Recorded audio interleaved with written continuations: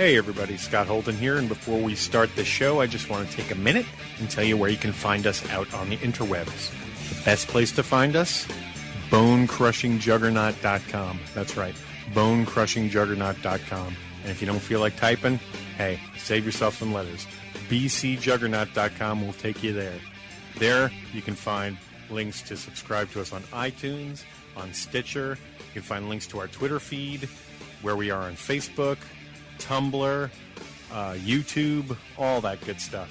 So please, just head on over to bonecrushingjuggernaut.com for all your bone-crushing juggernaut needs. And I hope you enjoy the show. Disclaimer. The show you're about to experience is for entertainment purposes only. The hosts use adult language and conversation, just like most of everyday life.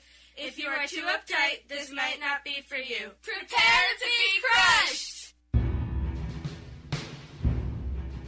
I was a really good student at the best school. I'm not like a smart guy, okay? I moved on her, actually. I did try and she was married. Grab him by the pussy. Well, he does have an 82% approval rating, according to the different pollsters, who, by the way, some of them are based right here. Look. He's also a guy who annexed Crimea, invaded Ukraine, supports Assad in Syria, supports Iran, is trying to undermine our influence in key regions of the world, and according to our intelligence community, probably is the main suspect for the hacking of the DNC computers. Well, nobody knows that for a fact, but do you want me to start naming some of the things that President Obama does? But do you want to be complimented by that former KGB officer? Well, I think when he calls me brilliant, I'll take the compliment, okay? As far as Putin is concerned, I think Putin's been a very strong leader for Russia, but he's been a lot stronger than our leader, that I can tell you. I mean, for Russia. I don't know what I said. I don't remember. He's going like, I don't remember. Oh, maybe that's what I said. I don't think anybody knows it was Russia that broke into the DNC. I mean, it could be Russia, but it could also be China. It could also be lots of other people. It also could be somebody sitting on their bed that weighs 400 pounds. Crushing juggernaut. Everything wrong with podcasting.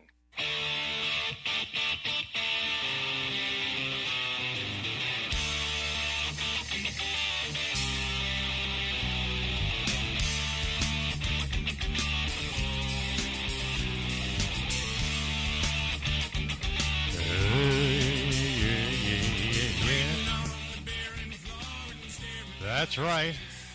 It's Bone-Crushing Juggernaut. I'm Scott Holden. We're going to have a very long and very learning-centric show today. And so here with me is also Cameron Holden over here. Oh, nice burp. Wait, you got to turn your mic on. I'm sorry. There you go. Gotta do another burp. If you want to. Hi. All right, we can go to a two-shot here. Yes, we've already started. But, hang on, I can do something real quick. Stop recording. All right, sorry about that. We did a brief pause, but now we're back. This is going to be a long show, folks, and the majority of it will not be seen.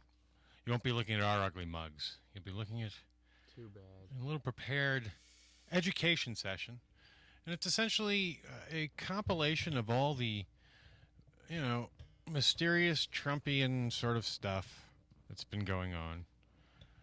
Trumpist. It's Trumpist. As that is related to Russia hacking, and why I believe there's enough evidence just out there that the Trump campaign conspired with Russia to hack the election, and in being so, there's more than enough evidence out there to do a serious investigation. And then there's all kinds of legal stuff that these folks are in.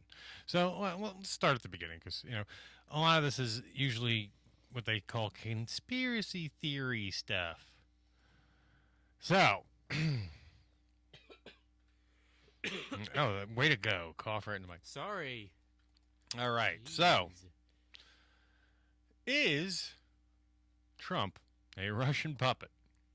Now, what is a conspiracy? Everyone throws this, what is a conspiracy theory? What's a conspiracy? Well, you're going by the law definition. A conspiracy is, generally an agreement between two or more people to commit an illegal, an act prohibited by law, an illegal act, or to commit a lawful act by means prohibited by law. So that means, like, say, to win an election, but to do it illegally.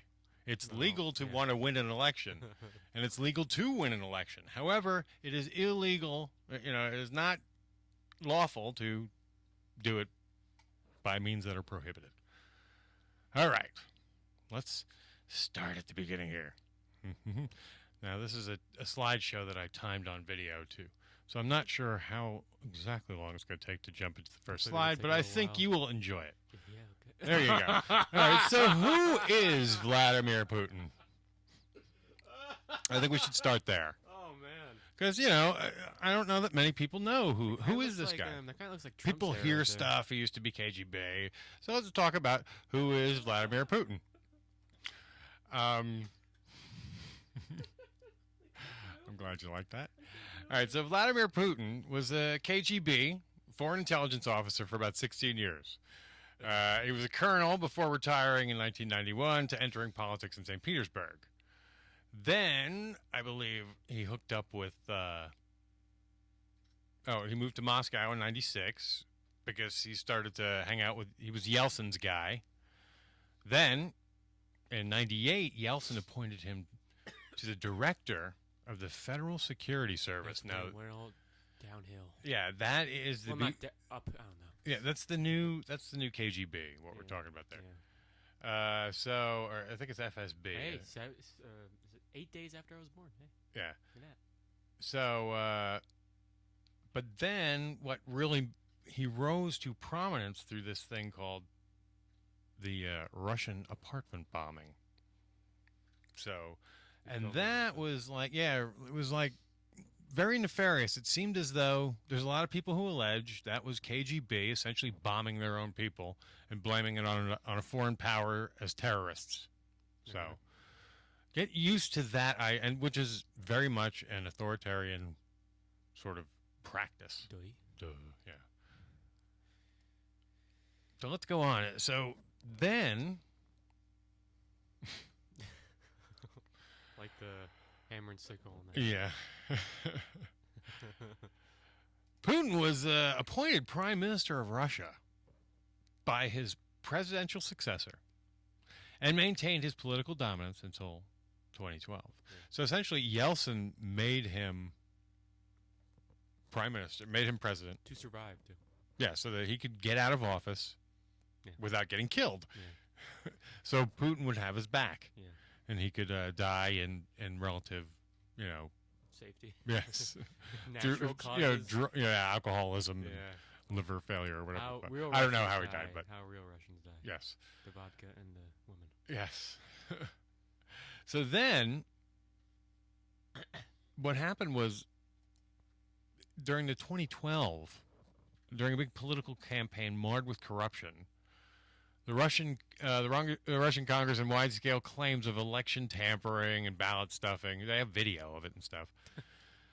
Putin was able to remove term limits and resume. Oh, yeah, because what happened was during his presidency, at one point there was term limits. Yeah. So he came to a limit. So he made his buddy the president. And he took this role of like chairman or chancellor or something like that. And essentially... was still the president without... That's kind of like what happened when Mussolini was like there was a president, but Mussolini was really a leader, that kind of thing. There you go. Yeah, so essentially, it was really Putin. Yeah. Putin was really pulling the strings. So this is the famous campaign where he got a grudge with, guess who? Hillary Clinton. Because... it was the State Department that called out the election for being as completely crazy as it was. Like, there was, again, evidence of people just, like, stuffing the ballot box. All right, so that's a little bit about Putin. Now on to Insane Clown Man? No, you'll see. Okay. All right. I like this. Ooh, that statue is beautiful. This is an old news report from June of 2016. One of those forgotten little news stories. It's pretty. It's about a statue. It's Christopher Columbus. Yes, of Christopher Columbus, called The Birth of a New World. In Puerto Rico it was unveiled.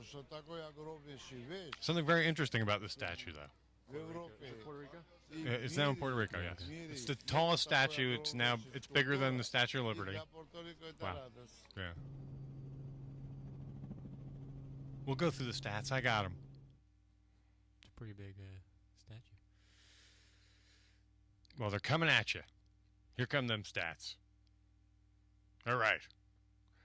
It was unveiled in Puerto Rico, The Birth of the New World, in June of 2016. It's 350 feet tall as compared to the statue. Wow. And there's the Statue of Liberty, which is only 305 feet tall. Oh, it's the torch. Yes. It was created by... Zurab. Yeah. Saratelli.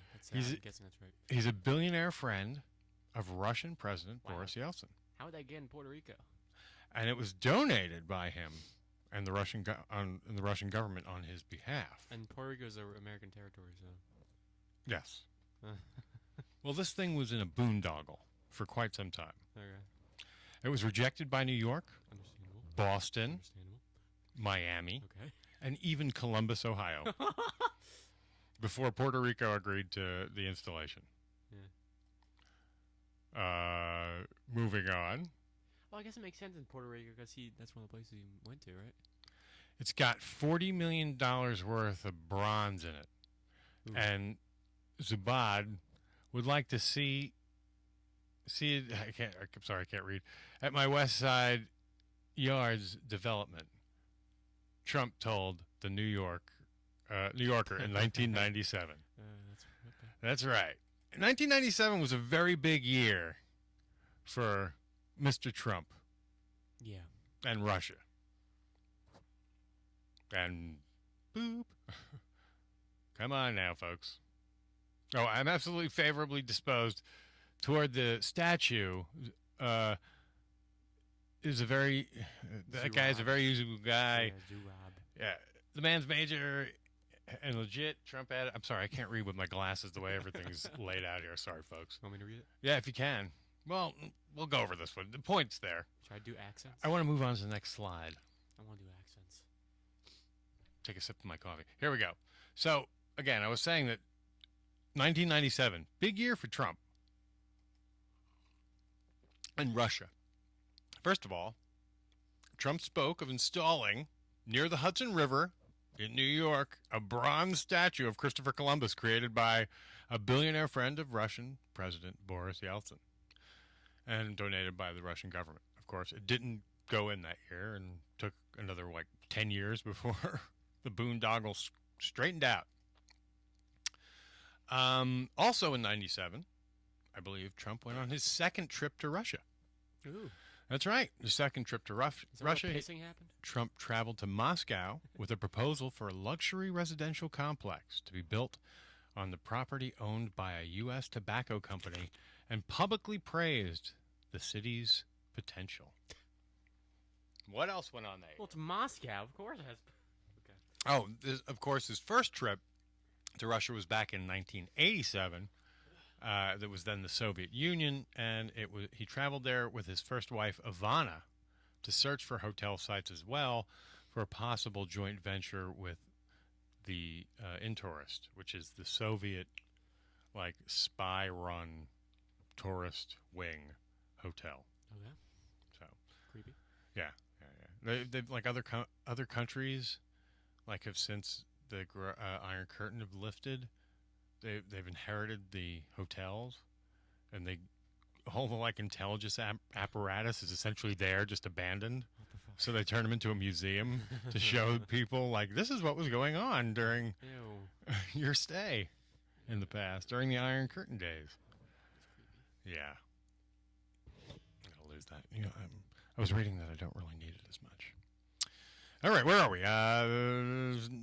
Trump starts to seek trademarks for Russia for company names including Trump Tower. 8?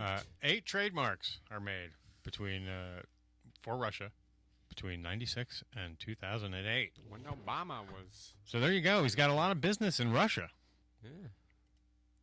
Yeah. Wonder if we could see that in some way. If there was some way we could understand what assets he holds in a foreign land, like the Kremlin.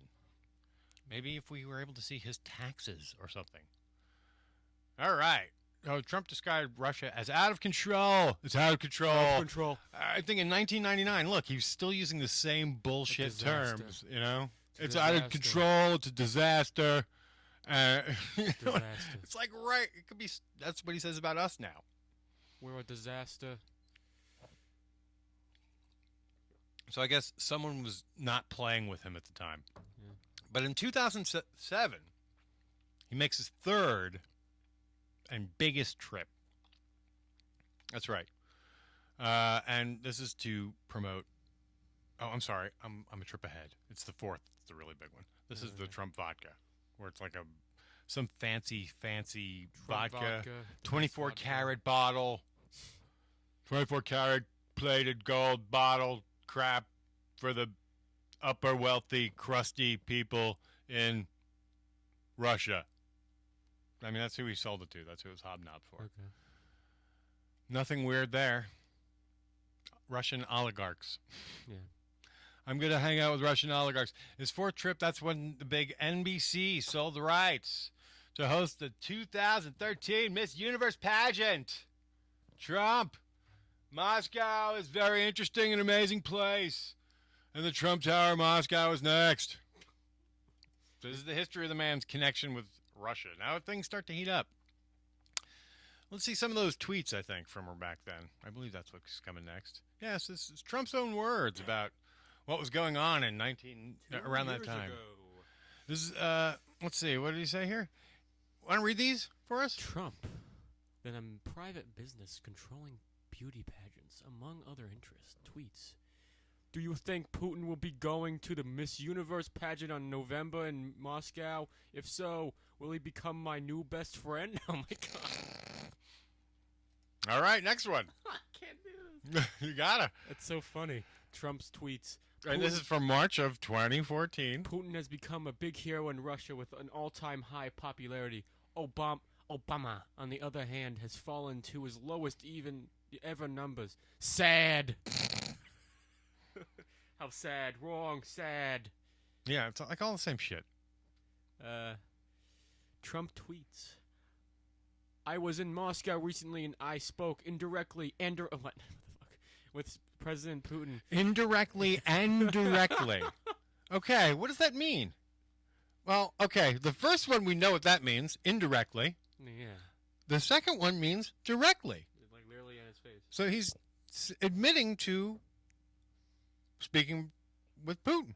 Before, yeah. Even though he said before, yeah. I haven't met him in my life. So maybe he means indirectly. Maybe now they're texting or some shit like that. But either way, they've connected.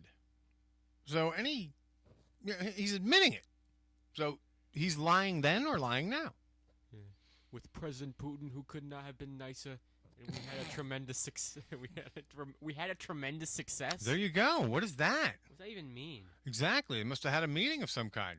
And then he tells reporters, I think I would get along with Putin. He hates Obama. Obama hates him. What a piece of trash. Ay. And just in like a year or two, he is sucking Obama off. Yeah. December 2015, Putin calls Trump a very lively man. Yeah, he's a very lively man. He wants to invade countries. Talented with doubt. Without a doubt. Who is the absolute leader in the presidential race? Yeah, of course he is. He's the only guy in the presidential race. Trump responds by saying, it is always a great honor to be nicely complimented by a man so highly respected within his own country and beyond. Sorry, I couldn't hold the It's okay. accent. It's okay. So that's from 2015, of course. It's too much. Yes, these are from the man himself about Russia. And now there's that, Ew, please. I'm covering it with my hand. All right, the Russian adventures continue. All right, so in September of 2015, the FBI contacts the DNC to inform them that the FBI had identified a Russian-linked cyber spy group in its network. Nothing fishy there. So we're going all the way back to September of 2015. I've been following this story since September of 2015 because I've never let this story go. Everything about this seemed fishy. Moving right along. Russian government hackers were able to penetrate the DNC servers. Penetrate. You said penetrate. Oh. Penetrate the DNC servers. The report said, these are the reports that came out, the intelligence reports about it. Of course, the Russian government denied those allegations. Then a report is published by former MI6 intelligence officer in good standing who specialized in Russian counterintelligence. He had been researching Trump's links with Russia for an opposition research project originally financed by a Republican client critical of the celebrity mogul. It contains allegations of compromising sex videos, with golden showers, and the other key thing that it alleged was that Trump's campaign conspired with Russia to hack the election. Basically, it said Trump's campaign was in on the deal. Those are the only 2 points that came out of that report. Now this MI6 guy has gone dark. Oh, yeah. But he is credible. He's a credible source in the past. I would think so. Yeah. All attempts to discredit this report have really not stood up to much. No. So strong. So, of course, WikiLeaks starts to release all this information that they've gotten from Russian hacks, which is, of course, muddying the waters. Yeah. No. Yeah, the night before the pandemic, Debbie Wasserman Schultz says she will step down. That's as a result of WikiLeaks and hacking. I hate it. Well, I agree that, well, yeah. That's a whole other bailiwick. There's two different. Yeah. But let's face it. All right, let's move. Yeah, that's a whole other bailiwick. Yeah. But let's just stick to the Russian storyline here. Yeah. So that was because of a WikiLeaks leak. Moving right along. In case you don't remember all those wonderful moments in the campaign. Oh, yeah, just to remind you. We're just, walking you through the history. No. Here's more of... no. All right, Cameron, give us more of Donald. All right, so in February, I'll read the intros. Okay. You just read the Trump. I have better in February 2016, Trump says at a rally... I have no relationship with Putin other than he called me a genius. Even though we read only moments ago, in his own words from 2015, that he both met him directly and indirectly. Yeah. He said Donald Trump is a genius, and he's going to be the leader of the party, and he's going to be the leader of the world or something. Oh, my God. Nothing too grandiose there. Yeah. It doesn't even... Hey, when you're a compulsive liar, you tend to go big. Or something, yeah. Yes. In July 25th of 2016, Trump tweets... The new joke in town is that Russia leaked the disastrous DNC emails, which should have never been written, stupid, because Putin likes me. And then, July 27th, 2016, Trump says... Russia, if you're listening, I hope you're able to find... Actually, you don't really have to read this, because guess what? I believe I opened the next slide with it. Okay. Let me see. Is it the video? I think it is. Or it's at least an audio of the video, maybe? I'll read it. Yeah, here we go. Any minute now. In fact, a poll just came out 10 minutes ago, Los Angeles Times. Trump 47, Clinton 40. And the reason is that people Now, are there's sick nothing suspicious at all and here. tired of Hillary Clinton. You say, let's get tough on Putin. You say, stay out. Why not say that? What do I have to get involved with Putin for? I have nothing to do with Putin. I've never spoken to him. I don't know anything about him other than he will respect me. He doesn't respect our president. And if it is Russia, which is probably not, nobody knows who it is, but if it is Russia, it's really bad for a different reason, because it shows how little respect they have for the country when they would hack into a major party and get everything. But it would be interesting to see. I will tell you this. Russia, if you're listening, I hope you're able to find the 30,000 emails that are missing. I think you will probably be rewarded mightily by our press. And by Let's see if that happens. my campaign. Next. Yes, sir. And by my campaign advisors who are going to pay you off in secret favors. That's right. Essentially, during a press conference, Trump said that he was responsible. Well, you just heard it. Do I need to say it again? Yeah. What a moment. A class moment. Nothing suspicious or weird here. Essentially asking his Russian handlers to do what they were already doing. Yeah. That's so stupid. That's just so stupid. Utterly. Oh, I don't want to imagine Trump's chest. Ew. All right.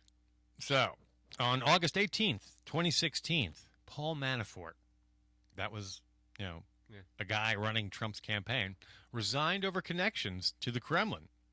Though his work with a pro-Russian Ukrainian government of Viktor Yuganov grew more troublesome, Trump moved to undercut the veteran political operative. Basically, he fired him when it got too hot. Mm-hmm. But essentially, this guy was lobbying for Russia. He was taking money from Russia and from Ukraine, and essentially while he's supposed to be running the campaign too. So he's making contacts and calling people and, shuffling papers or whatever he's doing with Russian people and not disclosing it till later. Anyway, but nothing suspicious there. Not at all. No. You okay? Yes. Manafort was listed on a secret ledger. It's ledger. As having received $12.7 million in under-the-table payments, and that he played a key role in pro-annexation settlements in Crimea ahead of the Russian invasion. So essentially, this guy, was out there lobbying. Yeah. For Crimea. Yeah. Get sucked up. Yeah. So, I guess it's good money if you can get it. Yeah. Essentially. My little baby. My little baby Trump. So, September 26th of 2016, during the first general election debate, Clinton brings up the hacking. Trump continues to express skepticism that Russia was behind it. Want to do this? Oh, yeah. I mean, it could be Russia, but it also be China. It could also be lots of other people. It could be someone sitting on their beds that weigh 400 pounds, okay? I believe we play that in our intro. Yeah. Yes, I know how the inflection is. Yeah. Oh, boy. So that's another denial. Notice, consistent denials. This guy throws everybody under the bus, insults everybody. There's been one consistency the whole time. He is very, very pro-Putin. Yeah, for some reason. Yes. So, yeah, the WikiLeaks, more emails, blah, blah, blah. Yeah. We're all up to our eyeballs in that shit. We're up to part 7 of Trump's Idiot Russian Adventures already. Jesus. Part 7. Oh, yes. More of Trump's words Great. continued from 2016. The best part. Oh, okay. Good. On July 31st, 2016, Trump says on Sunday Talk Show that Russia will never go into the Ukraine, even though it already annexed Crimea in 2014. In tweets, he walks that back later. Well, Crimea is part of Ukraine. Crimea is like a little circle part. Yeah. Moving along. Trump says Putin has been a leader far more than our president. Oh my God, I remember that too. Yes, I think we covered it in a little earlier. I just remember him saying that at that time. Of course. During a debate, Trump says, "I notice anytime anything wrong's happened, they like to say the Russians. Maybe there is no hacking, but they always blame Russia, and the reason they blame Russia is because they think they are trying to tarnish me with Russia." Well, God, every time you have to say Russia. Well, remember, he was probably on speed at the time. Allegedly, or allegationly. Yeah. People had said something about drugs. I don't know how true that would be. Probably. No. So they're putting Trump on the money over there, I guess. Nonetheless. Oh, boy. It's very small. Yeah. The Washington Post reports that in a secret assessment, the CIA believes that Russian hacking was intended to undermine the electoral process and tilt the election to Trump. The New York Times reports that the Republican National Committee was also hacked, but no data was released. I wonder what was hacked. I wonder who did it. Oh, no. On December 9th, 2016, Trump said... Oh, okay. There are These... Oh, yeah. These are the same people that said Saddam Hussein had weapons of mass destruction. He was referring to the CIA when he said that. Okay. Because they were finding... But they were under Bush. Because they were finding evidence that Russia hacked the election. At the time. All right, Rights Primas. What did he do? What a great man. He said on Fox News, it could be somebody... Basically, he said the same thing that fucking... Yeah. He basically backed up Trump. Towed the party line. It's getting better, don't worry. Little numbers We're in the heating up. background of the picture. Numbers. Like Putin's face is funny. Looks like the devil. Like a smug little bastard. President Obama says Putin must have been aware of the hacking. Oh, he's a president. FSB head. Okay.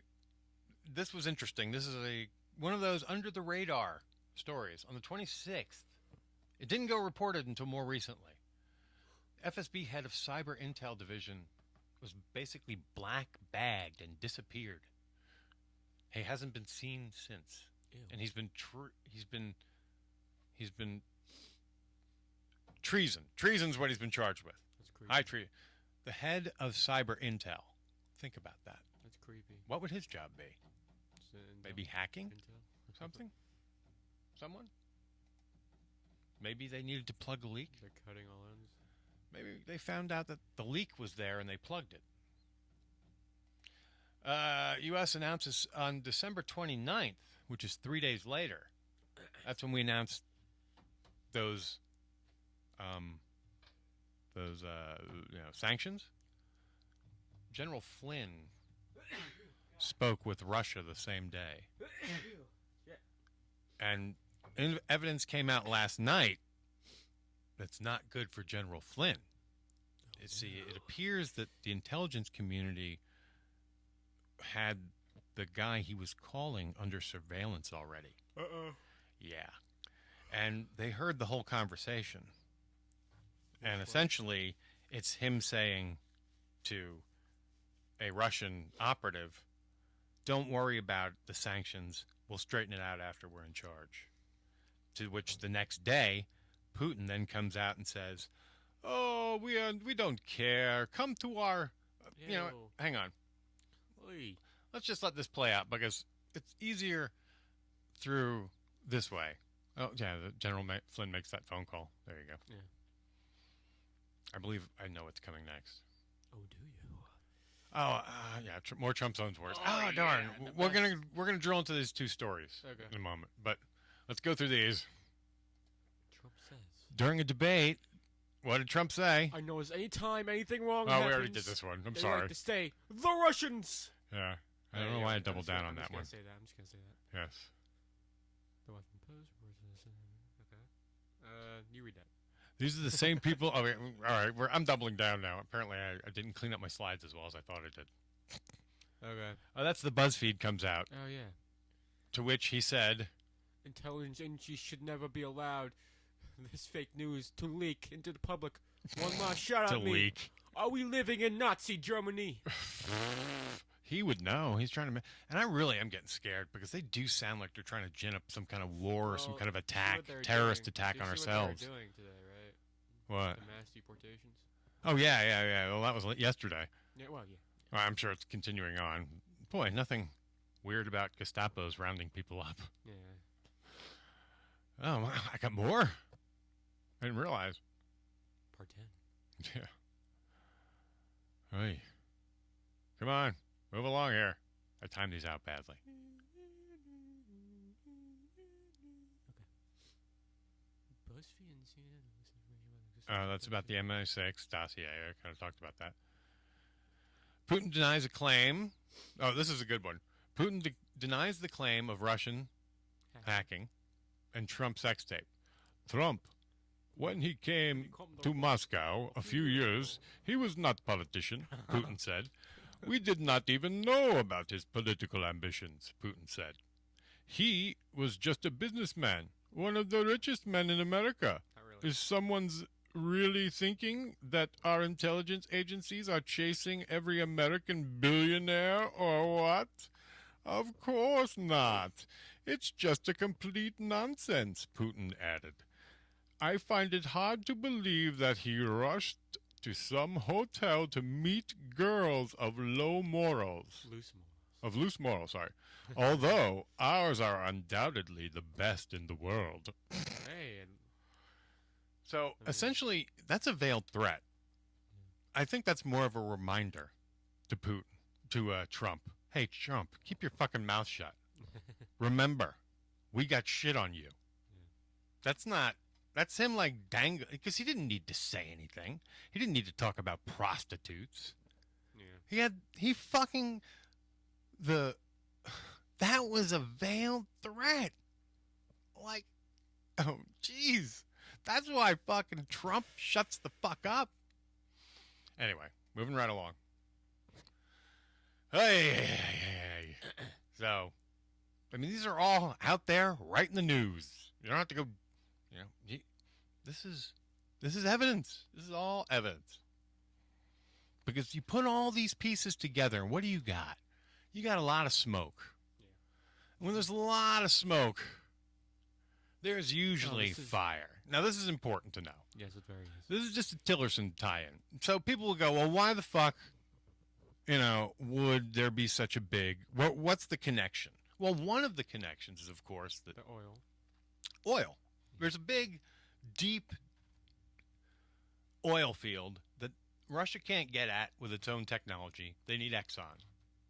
Hey, guess who happens to be the head of state? Hey, Rex Tillerson. Hey, guess what's blocking them from getting at that oil? The sanctions. Hey, guess what would be really cool? If we lifted the sanctions. Then all these guys, Exxon, Putin, most likely Trump, how do we know? We can't see his taxes to know what his investments are. But I have a feeling he's got investments in this. Well, his investments were also in the oil pipeline, so why would they not be in there? There you go. And there you have it. Boom. As soon as they lift the sanctions, they are all millionaires. Boom. Slicker than snot. That's a good motivation for throwing an election, wouldn't you think? On top of everything else? Lots of money. Yes, he was awarded the, most of this is pretty well known. Basically this guy, Tillerson is Putin's best friend. At least his best American friend. All right, so all this is on record. Yeah, I know all this. He's Secretary of State now. Yeah, I know. Although I do feel his influence now. I think he might be starting to calm the place down to some degree. How? We can talk about it after. I feel like there's a tide title shift in the Trump inner circle. There almost has to be. I mean, they're so fucking crazy. There has to be someone who calms the waters. I don't know what the golden showers thing I had there, but hey. All right. These are things that you really need to think about that no one seems to. You talking about the Polish? No. Okay. All right, it's very important. Only Americans would be so fucking stupid to miss this. They're so complacent. The fact that all the polls were wrong is more evidence to suggest that these elections were actually hacked. Okay? Yeah. It's not less. It's more. So stop backpedaling that shit. Every time someone says, all the polls were wrong, say, yeah, don't you think that's a little fucking weird? Isn't that odd? Isn't that more odd than the counter? Yeah. That every poll got it wrong? No, I think it's more the Russians fucking hacked the election, dipshits, because he got the exact result he needed that night. He pulled the inside straight. Those goddamn Polish. All the polls were fucking wrong. Again. Okay. Then, as if by magic, around 8 o'clock, he got everything he needed. He lost the popular vote by over 3 million people. Annoys me. Here's a piece of anecdotal evidence I'm going to put on here. Hang on. Wait, it's got to be coming. Well, obviously, all the Russian evidence that we've laid out so far, Russia ran an intelligence operation to interfere and or hack the election with the political goal of installing the repulsive man known as Donald Trump to the presidency. Okay, let's think about that. I don't think most Americans grasp this. They don't understand what this means because they're fucking... They've lost... They've lost imagination, or they've lost the... When Russia decides that it's going to hack our election, and whatever reason Putin committed to that, that becomes a major intelligence operation that is backed by the Kremlin. You know what that means? That means you have a team of people. You could call it, what would be a good word for that? What do they say? What do they call them? Cell? A cell? Yes. You'd have a cell of Russian agents essentially working with the Kremlin. The resources of the Kremlin. That means, what do you need? What do you need to achieve the mission? And the mission is throw the election and get Trump installed. That's what I'm saying is this team, whoever they were, Cozy Bear, Fancy Bear, they had the resources of the Kremlin at their back. This mission will succeed by all means necessary. That's why Trump is in the fucking White House. So when people poo-poo the fact that the election was hacked, they're fucking idiots. Stop it. You can't have it both ways. This was not a fair election. This was a hacked election by Russians with the Trump campaign fully complicit, active, and involved in its hacking. Go. That's my allegations. And it's pretty fucking obvious from the evidence I can see. All right. And that's what I'm saying. There's more than enough evidence to suggest that the campaign was willfully conspiring. The orange idiot man baby is president. The I.man baby. And this. Here we go. Now we're going into... I can take the back seat for a little while, I think. Am I doing a Trump thing? Let me just see. Here we go. This is a missed story from about 2 weeks ago. So we're reporting tonight on concerns about potential Russian influence over the U.S. presidency and some provocative new reports from Russia that may bolster some of those concerns here in this country. And again, these are not concerns just about how the election went in November. These are current concerns and prospective concerns about our new president and his presidency going forward. These are potent enough concerns that there's now at least one new political ad about it.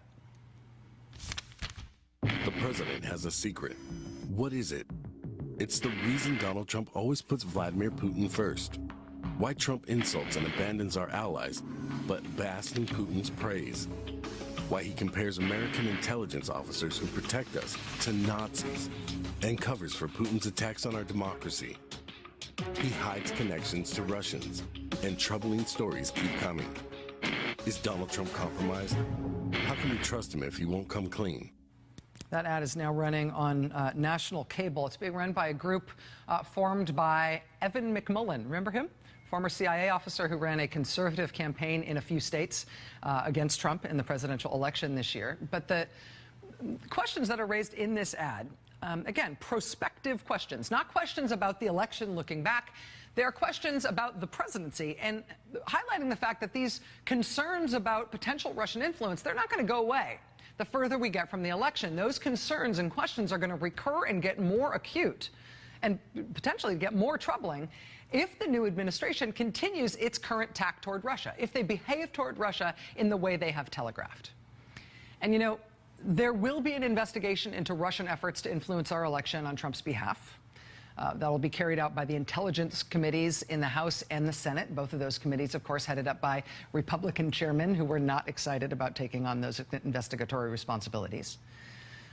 The FBI investigation into ties between the Trump campaign and the Russian government, that alleged investigation that the FBI won't confirm or deny, that will presumably continue under the FBI if it exists already.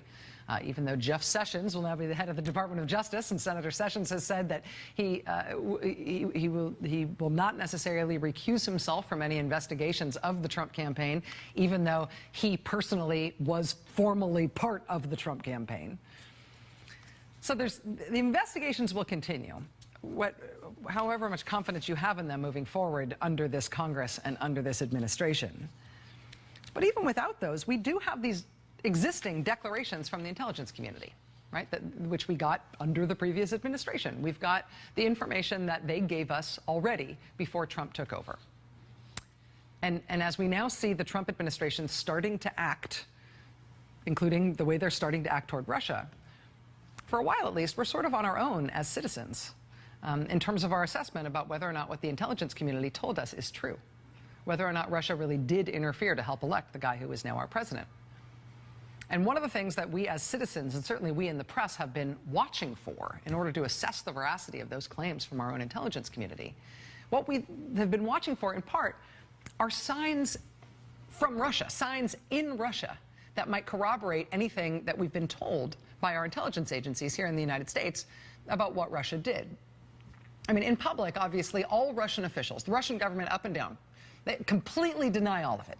They always deny everything, right? But according to them publicly, they say that had absolutely nothing to do with trying to influence our election. It's all poppycock.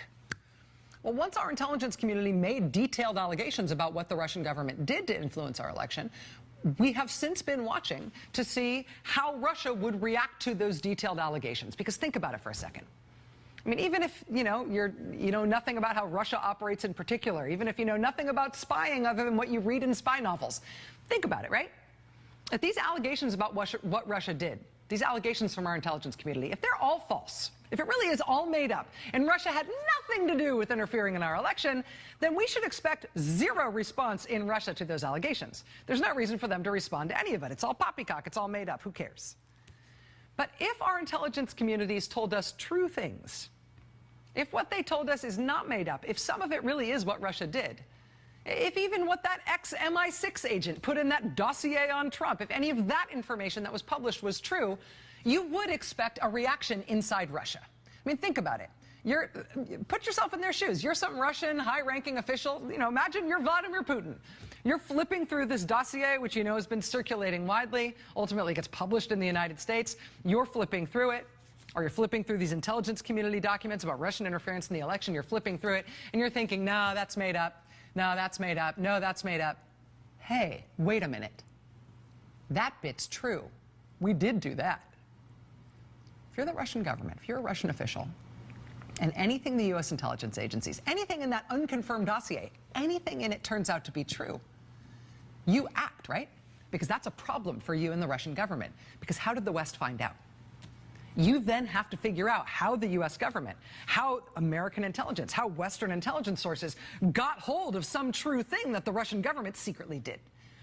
I mean, if the Russian denials were correct and they had nothing to do with our elections, they'd have no response to any of these allegations in the West that Russia helped elect Donald Trump. But if any of it was right, then they have to find the mole.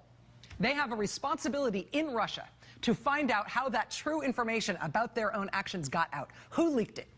Who knew what the Russian government was doing and fed that true secret information to the West? What we have been watching for, in part, is Russian efforts to plug the hole, find the leaker, find the mole, punish someone who had access to real Russian government information, punish someone for letting that real Russian government information out into the world to people who should not have it in foreign governments and Western intelligence services. And now we have news that the deputy head of cyber operations at the FSB has been arrested, and they threw a bag over his head at a meeting, dragged him out of the room, charged him with treason, and disappeared him into a Russian prison. In addition to that, we are also told there is one additional head that has rolled at the FSB. There are conflicting reports as to whether he has also been arrested or whether he has just been fired. But his job in the FSB was that he was deputy director of counterintelligence. What's counterintelligence? Finding spies. It was his job at the FSB, at the Russian spy agency, to stop spies, to stop Western intelligence agencies from penetrating the FSB and getting Russian government information, to stop anybody in the FSB from delivering any sensitive information to any foreign source. Those are the two heads that we now know have just rolled in Russia. One guy charged with treason and one guy who was in charge of making sure that nobody at the FSB ever went rogue and decided to help the West figure out what Russia was doing. Again, this is being described as the highest profile treason arrest in the FSB since the collapse of the Soviet Union. They are never going to tell us officially what these treason charges are about. I mean, unofficially, Russian media sources report that the guy with the bag over his head with the treason charges, he may have tipped off U.S. intelligence agencies to what Russia was doing to influence our election. That's how it's being reported in Russian press, in the non-state-controlled Russian press. And if that's true, then him getting arrested, it's sort of all but confirmation that Russia did it, right? You don't need to plug the leak if somebody's just making something up.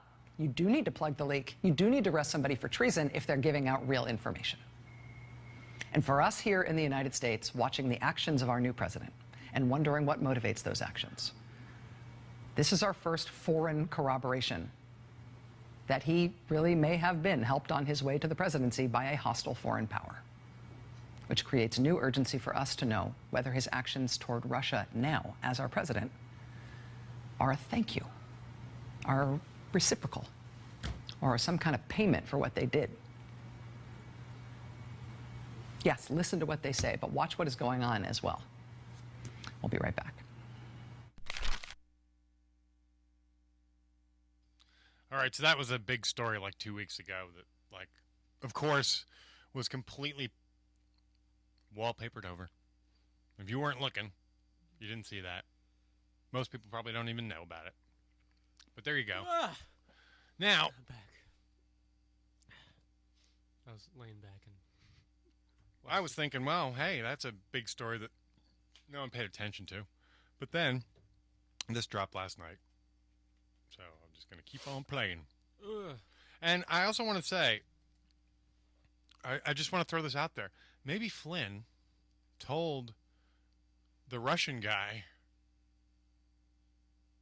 who the leak was. You know what I mean? Because now they would have intelligence. They would know. We would know, like the U.S. would know who our spies are on their end. We would know who leaked the info to us so that we'd know it's legitimate. Mm-hmm. Maybe General Flynn in one of these weird phone calls kind of told them, and that's who they knew who to black bag. Okay. Not, I don't know. Just saying. Guy's making a lot of weird phone calls. Yeah. And if you wonder why I speculate about that, but it's because of this news report. And here we go. Let's continue on.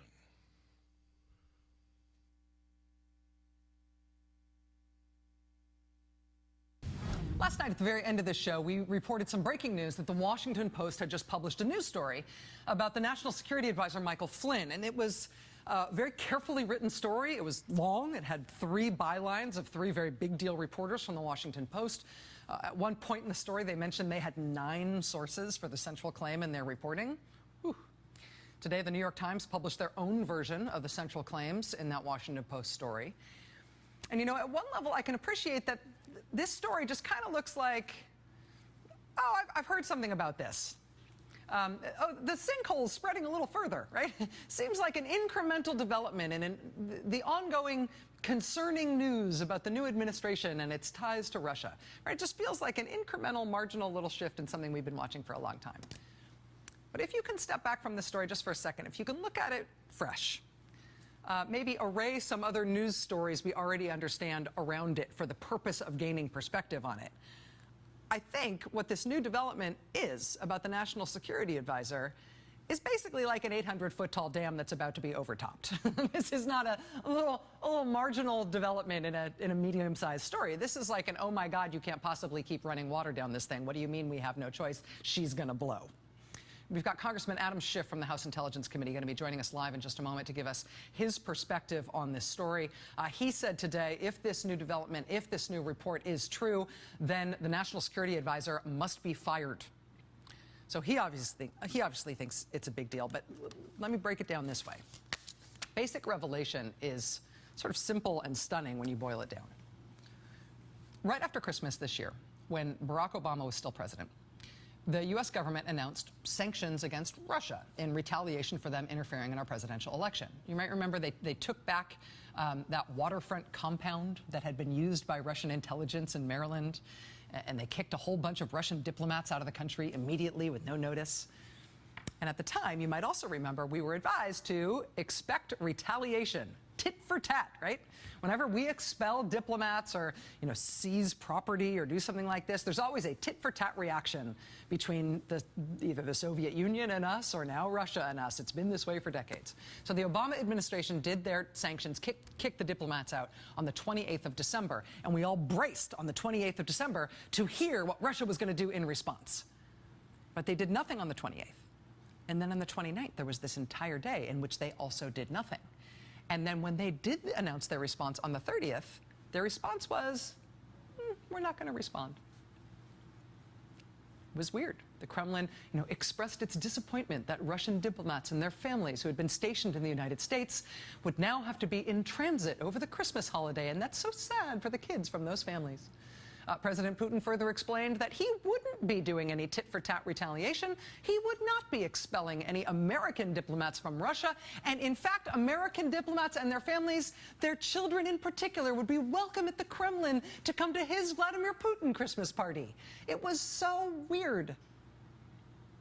But then here's where the Washington Post picks up the story. Quote, Putin's muted response took White House officials by surprise. It triggered a search by U.S. spy agencies for clues. One former senior U.S. official tells the Post, quote, something happened in those 24 hours between Obama's announcement and Putin's response. Officials began poring over intelligence reports, intercepted communications, and diplomatic cables.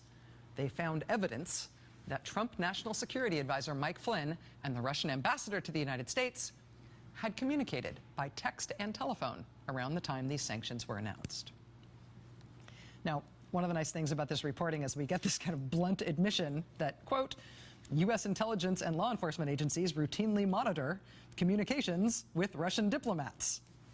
Okay, I guess we guessed that, but that's good to have bluntly in black and white.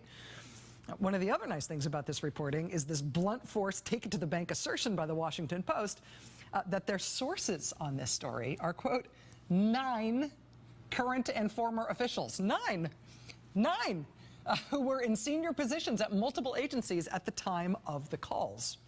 The New York Times similarly cites multiple federal officials who, quote, have read transcripts of the call. So we've got U.S. intelligence and law enforcement agencies bugging the Russians, right, listening in on this Russian official's calls. And what they hear, according to these multiple and multiply corroborated reports, is the man who's going to go on to be Trump's national security advisor calling the Russian government and essentially telling them, don't worry about these sanctions that the U.S. government is putting on you. He's calling Russia to undermine the sanctions that the Obama administration is putting on Russia for their attack on our presidential election. He reportedly told them, in essence, hey, you know what? Don't bother reacting to these sanctions. Don't worry about it. Once Trump is sworn in, we'll fix it. We'll take care of it. Now, working secretly with a foreign power to undermine the actions of the U.S. government, that's kind of a big deal. I mean, even the Trump folks recognize that somebody doing that would be kind of a big deal. They recognized it enough that they took great pains to deny the heck out of this for weeks now. The subject matter of sanctions or the actions taken by the Obama administration did not come up in the conversation. They exchanged logistical information on how to initiate and schedule that call. That was it, plain and simple. They did not discuss anything having to do with the United States' decision to expel diplomats or impose a censure against Russia. I can confirm that those elements were not part of that discussion. I can confirm my credibility on the line. So this White House Chief of Staff, White House spokesman, Vice President of the United States, personally confirming there's no way Mike Flynn would have crossed that line. There's no way he would have undermined the U.S. government with a foreign power. There's no way he would have been talking about those sanctions and undermining the impact of those sanctions with the Russians. No way. As of Wednesday this week, Mike Flynn was still confirming to the Washington Post that he absolutely did not speak about those sanctions with Russia. But then when the Post went back to him with this 9-source reporting, all but explicitly quoting what are, we now know, transcripts of the U.S. intelligence intercepts of that phone call, then last night, Mike Flynn apparently changed his mind, now says, I know that I previously said I definitely didn't talk about sanctions. Now I don't remember if I talked about sanctions. So bottom line, how big is this? Is this just a little marginal development in this story that we've all been watching? For the record, the First fact thing that to it appreciate says here is the appears to lying. be a Putin's Right? puppet Either the White House is bugging the crap spokesman, out of me. the White So House sorry, Chief of folks. Staff, and the Vice President forgot to all delete DA. bluntly lied, knowingly, about Mike Flynn and what he was doing with Russia. Or they lied inadvertently, unknowingly, because they were saying something they thought was true. Because Mike Flynn told them a lie, and they passed it on, thinking it was true. Either way, that can't stand, right? That seems like a big deal for the top people in a brand new administration. You're going to lie to me and have me take it to the American public, and it makes it look like I'm lying? Or you're asking me to lie on your behalf, and I do, and I get nailed for it? Whew. Point one, the lying. Second point to appreciate is the direct bottom line of this story, which is that the senior national security advisor in this new administration personally interfered in U.S. government efforts to punish Russia for interfering in our election. But in terms of assessing the size of this news, I think there's one last point that is starting to feel almost unappreciably big. And that's what I want to put to Congressman Adam Schiff in just a moment because of his experience on the Intelligence Committee. And it is this. Buried in the 7th paragraph of the Washington Post story and in the 4th paragraph of the New York Times story, buried well below the lead, is the news that this discussion between Mike Flynn and the Russian government, undermining U.S. policy toward Russia, undermining the U.S. effort to punish Russia, undermining these sanctions, it wasn't a standalone thing. It was not the, first of many conversations that have continued since the new administration was sworn in and he's become National Security Advisor. No, that wasn't the start of them talking. Both papers are now reporting, again, with this sourcing that is deep. Both papers are now reporting that Mike Flynn's contacts with the Russian government started during the campaign. Not since he's been National Security Advisor, not since the transition after Trump was elected when the Obama administration was still technically there, but Trump was on his way in, but while Trump was still running for president during the campaign, while Russia was interfering in the U.S. election to try to elect Donald Trump president, his top National Security Advisor on the campaign was in repeated contact with the Russian government at that time. Look, this is from the Post. Quote, the talks were part of a series of contacts between Flynn and the Russian official, which began before the November 8th election. Here's the Times. Current and former American officials said the conversation about sanctions was only one in a series of contacts that began before the election. During the campaign, while Russia was interfering in the election, the Trump campaign was in contact with the Russian government. We're now confirming? Really? Okay. Well, CNN reports tonight that American intelligence officials have corroborated some of the disputed dossier that was assembled about Trump in Russia by a former British spy who has now disappeared. If you recall this very controversial dossier, which was published by BuzzFeed News, it contained two main allegations. One was that the Russian government had allegedly collected damaging, compromising personal information about Donald Trump that was of a salacious and personal nature. The other main allegation in that dossier was that the Trump campaign colluded with the Russian government while they interfered in our presidential election. Well, CNN reports tonight that intelligence officials, U.S. intelligence officials, who have been investigating that dossier, they have now corroborated parts of it. And again, the two parts are the salacious personal stuff or Donald Trump's campaign collaborated with the Russian government while they interfered in our election. CNN reports tonight that the part that has been corroborated by U.S. intelligence is not the salacious personal stuff. So that leaves. We should note that the White House is disputing CNN's reporting tonight. They're calling it fake news. But that's where we are. Is part of the reason we got this new president not just because some foreign government tried to make that happen? Is part of the reason we got this new president because his campaign worked with a foreign government to influence the outcome of our election, to make that outcome happen? If so, it feels to me like that's not a sinkhole.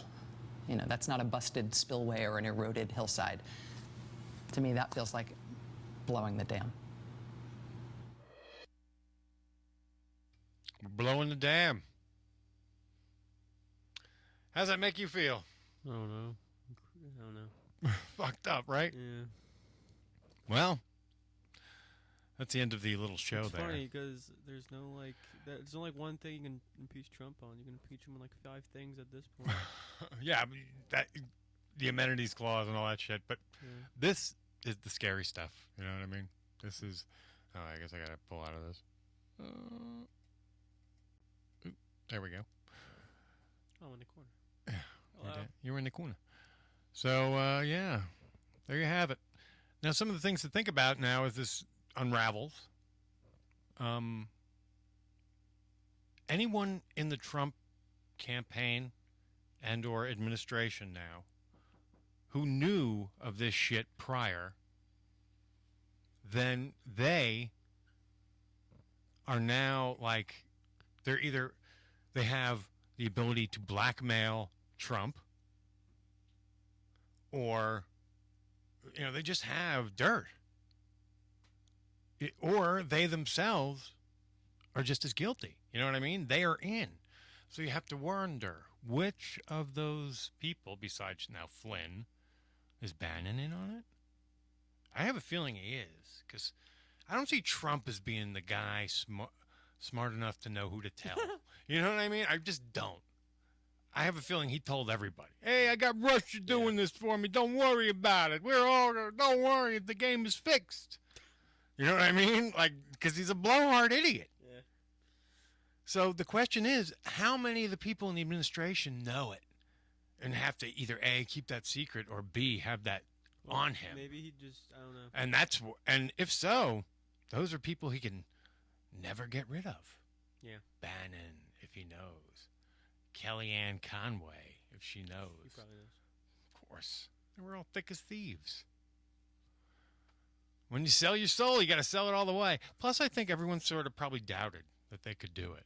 But when you have a Russian intelligence operation at your back, they're going to do it because they have the resources, the will. And because Americans were so fucking complacent and stupid and asleep and bamboozled and everything else. Well, there's so much happening at the same time with that kind of shit. You know what I mean? Yeah. Plus, you had And what is Comey? You know, James. What was his whole thing? I don't know. It was very weird there. But anyway, so more than enough evidence to suggest that the Trump campaign did, in fact, collude with the Russians to throw the election for Trump, in which case lots of illegalities going on. And I think that's enough. We're going to torture you for today. We will see you next time here on the one and the only. We were all very different ages. God damn it. I was. Crushing juggernaut. See you next time. Bye.